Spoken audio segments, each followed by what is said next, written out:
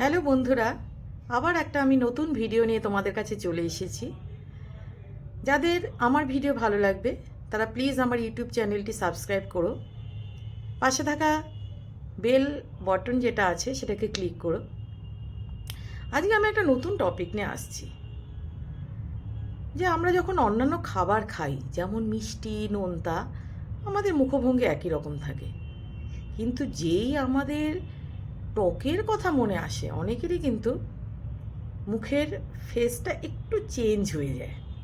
আমার তো হয়, জিভে জল চলে আসে। তাই এটার সায়েন্টিফিক কিছু কারণ তো নিশ্চয়ই আছে।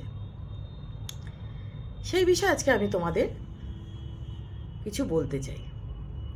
প্রথমেই বলি যে আমাদের শরীরে সাধারণত ধনাত্মক সোডিয়াম আয়ন, যেটা Na+ এবং পটাশিয়াম আয়ন K+, এটা আমাদের নার্ভাস সিস্টেমকে উদ্দীপনা সৃষ্টি করতে সাহায্য করে।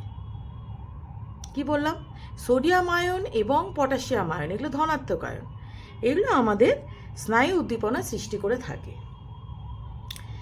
এবার যে টক জাতীয় খাবারের কথা তোমাদের বললাম, টক জাতীয় খাবারে কিন্তু H+ আয়ন থাকে। এই H+ আয়ন আমাদের ফেসিয়াল নার্ভগুলোকে উদ্দীপ্ত করে থাকে।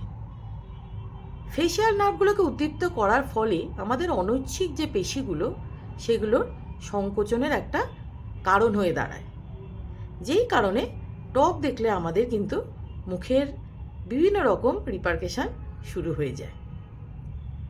কি বন্ধুরা, জানতে পারলে তো টক খেলে কেন আমাদের মুখটা একটু অন্যরকম হয়ে যায়?